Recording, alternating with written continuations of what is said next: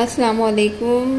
آج سے میں اردو کے لیکچررشپ کے ٹیسٹ کی تیاری کے لیکچرز کی ویڈیوز اپلوڈ کرنے جا رہی ہوں۔ امید ہے کہ یہ لیکچرز آپ کے اردو کے ٹیسٹ کی تیاری میں معاون ثابت ہوں گی۔ میرے اردو کے لیکچرز ان لوگوں کے لیے خاص طور پر مفید ہیں جنہوں نے پہلی دفعہ لیکچررشپ کے ٹیسٹ دینے ہیں، لیکن ان کو آئیڈیا نہیں ہوتا کہ کس طرح کے MCQs آ سکتے ہیں اور کہاں سے وہ تیاری کریں۔ تو وہ لوگ میری جو ویڈیوز ہیں ان سے ضرور فائدہ اٹھائیں۔ بہت سے لوگ جو ہے وہ MCQs کے بکس خرید لیتے ہیں اور پھر MCQs کی تیاری کرتے ہیں، لیکن ان بکس میں اتنی مسٹیکس ہوتی ہیں کہ ٹیسٹ میں ان کے نمبر بھی کٹ ہو جاتے ہیں۔ تو میں نے کافی بکس کو پڑھنے کے بعد جو ہے وہ ایک ایک ٹاپک کو تیار کیا ہے، جس میں غلطیوں کے امکان جو ہے وہ نہ ہونے کے برابر ہیں، اور آپ کو میرے لیکچرز کی ویڈیو دیکھنے کے بعد کسی اور بک کو پڑھنے کی ضرورت نہیں ہوگی۔ اور ایک بات میں یہ بھی کہنا چاہوں گی کہ اردو کا مضمون جو ہے وہ کافی خشک ہوتا ہے، تو جب آپ کا ذہن تھک جائے تو پلیز میری اپلوڈ کی ہوئی ویڈیوز جو اوپر ہیں دیکھ سکتے ہیں آپ، پرانی ویڈیوز ضرور دیکھیں، اس سے جو ہے وہ آپ کا مائنڈ فریش ہو جائے گا۔ آج کا میرا جو پہلا ٹاپک ہے وہ سر سید احمد خان پہ ہے، ان کی کوششوں اور خدمات پر جو انہوں نے اردو زبان اور مسلم قوم کے لیے سر انجام دیں۔ ان کی خدمات کا ذکر کیے بغیر اردو کی تاریخ جو ہے وہ نامکمل ہے۔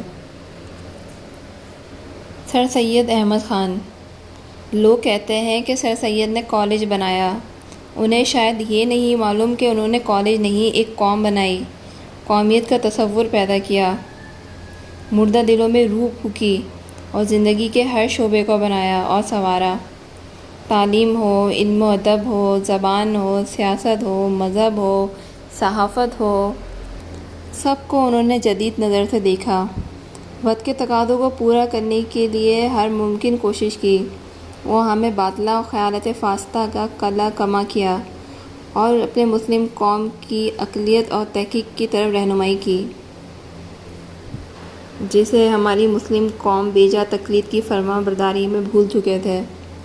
سر سید کی نظر مستقبل کی طرف تھی، قوم کو پیچھے کی طرف نہیں، وہ آگے کی طرف لے جانا چاہتے تھے۔ اس لیے انہوں نے اپنے ہم قوموں کو جدید علوم اور کمالات سے روشناس کرانے کی ہر ممکن کوشش کی، جن کی بدولت اقوام مغرب کو قابل رشک خدمات حاصل ہے۔ سر سید جیسی عظیم ہستی اس سے پہلے کبھی تھی اور نہ اس کے بعد مسلمانوں کو نصیب ہوئی۔ ان کا زبردست عزم، استقلال، بے لوث خدمت، ایثار، خلوص، ہمدردی ایسی خوبیاں تھیں جو ایک فرد واحد میں مشکل سے جمع ہوتی ہیں۔ انہوں نے شکست خوردہ افسردہ دل قوم میں بیداری پیدا کی، ان کے بجھے ہوئے دلوں میں نیا جوش اور ولولہ پیدا کیا، اپنی مدد آپ کرنا اور اپنے پیروں پر کھڑا ہونا سکھایا، خود داری کا سبق دیا، اور حقیقت یہ ہے کہ سب سے پہلے قومیت کا تصور جو ہے وہ سر سید نے دلایا۔ اب یہاں ایک بات نوٹ کرنے کی ہے، بہت مرتبہ جو ہے وہ MCQs میں نے ایسے بھی دیکھا ہے کہ یہ سوال بھی آیا ہے کہ قومیت کا تصور جو ہے وہ کس نے دیا، تو اس کا جواب ہے قومیت کا تصور سب سے پہلے سر سید احمد خان نے دیا تھا۔ تو آپ یہ نوٹ کر لیں کہ قومیت کا سب سے پہلا تصور جو دیا تھا وہ سر سید احمد خان نے دیا تھا۔ چلیں اب کنٹینیو کرتے ہیں اپنا ٹاپک۔ تو انہیں اس کے لیے بڑی بڑی مصیبتیں اور اذیتیں جھیلنا پڑی تھیں، اور دو زبردست اور عیار قوموں سے مقابلہ کرنا پڑا جو مل کر مسلمانوں کو پیس رہی تھیں۔ انہوں نے اپنی دانش مندی اور صداقت کے زور سے اس متحدہ محاذ کو توڑ کر مسلمانوں کی فلاح و بہبود کا راستہ نکالا۔ پاکستان کو سر سید جیسے عزم و ہمت اور درد دل رکھنے والے لیڈر کی ضرورت ہے۔ یہ بیڑا ایسے ہی ناخداؤں کی ہمت سے پار ہوگا۔ اب ہم سر سید احمد خان کی حالات زندگی اور ان کی خدمات کا ذکر کریں گے، اور ساتھ ساتھ آپ کو سن بھی بتاتے جائیں گے کہ کس کس سال انہوں نے کون کون سی خدمات سر انجام دیں، اس کو آپ ذہن نشین کرتے جائیں۔ سر سید احمد خان 1817 میں دہلی میں پیدا ہوئے۔ سر سید کی ادبی زندگی 1836 میں سید الاخبار سے شروع ہوتی ہے۔ اس اخبار کو ان کے بڑے بھائی سید محمد خان نے نکالا تھا جب سر سید کی عمر صرف 19 سال تھی۔ سر سید کے مضامین بھی اس زمانے میں شائع ہوتے تھے۔ اس زمانے میں سر سید شاعری بھی کیا کرتے تھے۔ 1838 میں سر سید کے والد کا انتقال ہوا تو انہیں فکر معاش کی فکر ہوئی۔ دہلی میں ان کے خالو مولوی خلیل الرحمن خان صدر امین تھے۔ ان کی وساعت سے انہی کی کچہری میں سرشتہ دار مقرر ہوئے۔ 1839 میں آگرہ کی کمشنری میں نائب منشی کے عہدے پر ترقی پا کر فائز ہوئے۔ 1840 میں جامع جم نامی کتاب لکھی جس میں 43 بادشاہوں کا حال بیان کیا گیا تھا، جو کہ 17 خانوں میں قلم بند کیا گیا تھا۔ اس کے علاوہ انہوں نے قوانین دیوانی متعلقہ منصفی کا ایک خلاصہ تیار کیا تھا۔ بعد میں اس خلاصے کو انتخاب الاخوین کے نام سے چھاپ دیا۔ 1842 کو فتح پور آ گئے۔ یہاں سر سید نے 3 رسالے نکالے۔ یہاں پر انہوں نے تصنیف و تالیف کے کام کا باقاعدہ آغاز کیا۔ 1843 میں جلال القلوب و ذکر المحبوب کے نام سے ایک رسالہ نکالا، جس میں حضور صلی اللہ علیہ وسلم کی ولادت، معجزات اور دیگر حالات کو صحیح اور مستند حدیثوں کی بنیاد پر بیان کیا گیا تھا۔ 1844 میں سر سید نے اردو میں بو علی کی معیار القول کا اردو ترجمہ تسہیل فی جر الثقیل کے نام سے کیا۔ اس رسالے میں جر ثقیل کے 5 اصول بیان ہوئے۔ 1845 میں تحفہ حسن کے عنوان سے ایک کتابچہ شائع کیا۔ اس کتابچے میں شاہ عبدالعزیز دہلوی کی کتاب تحفہ اثنا عشری کے ایک باب کا ترجمہ ہے اور یہ شیعہ عقائد کی تردید میں تھا۔ 1846 میں سر سید کے بھائی جوانی کے عالم میں انتقال کر گئے۔ سر سید نے تبادلے کی درخواست کی اور 18 فروری 1846 کو ان کا تبادلہ فتح پور سے دلی ہو گیا۔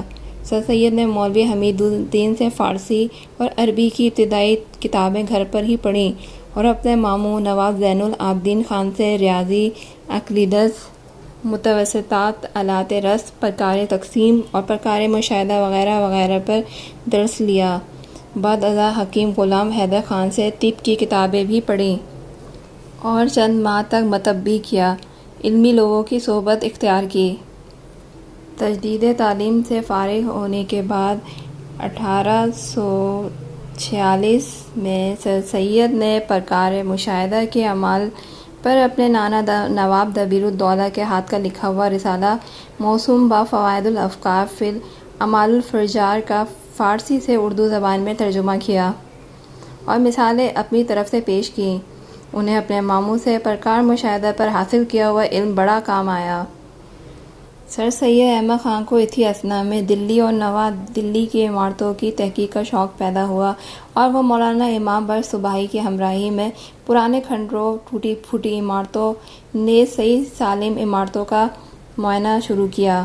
100 عمارتوں کی تحقیقات مکمل کروائی اور اپنی محنت کو 1847 میں اسرار الصنادید کے نام سے دنیا کے سامنے کتابی صورت میں پیش کیا۔ اسی زمانے میں مسٹر رابرٹ شاہ جہاں آباد کے کلکٹر و مجسٹریٹ تھے۔ وہ جب ولایت جانے لگے تو اسرار الصنادید کا ایک نسخہ ساتھ لے گئے اور اسے رائل ایشیاٹک سوسائٹی کے سامنے پیش کیا۔ ممبران چونکہ اردو و فارسی سے نابلد تھے، اس لیے انہوں نے انگریزی میں اس کا ترجمہ کرنے کی سفارش کی۔ ولایت سے واپسی پر مسٹر رابرٹ نے سر سید کی مدد سے اس کا ترجمہ کرنا چاہا۔ ترجمہ تو مکمل نہ ہو سکا، لیکن سر سید کو اپنی کتاب پر نظر ثانی کا موقع مل گیا۔ 1853 میں چھپ کر تیار ہو گیا تھا کہ غدر ہو گیا اور کسی طرح ایک نسخہ پنجاب یونیورسٹی لاہور کی لائبریری میں پہنچ گیا، جہاں اب تک محفوظ ہے۔ اس نسخے میں چھوٹی تختی کے کل 271 صفحات ہیں۔ 1861 میں اس کا ترجمہ فرینچ زبان میں کیا گیا۔ اسی ترجمے کی بنا پر رائل ایشیاٹک سوسائٹی لندن نے 1864 میں سر سید کو سوسائٹی کا اعزازی فیلو مقرر کیا۔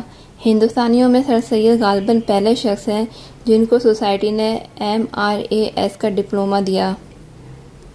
1848 میں رسالہ موسوم بقول متین درالبطال حرکت زمین نکالا۔ اس رسالے میں سر سید نے زمین کی گردش کی تردید کی ہے اور آسمان کی گردش کو درست بتایا ہے۔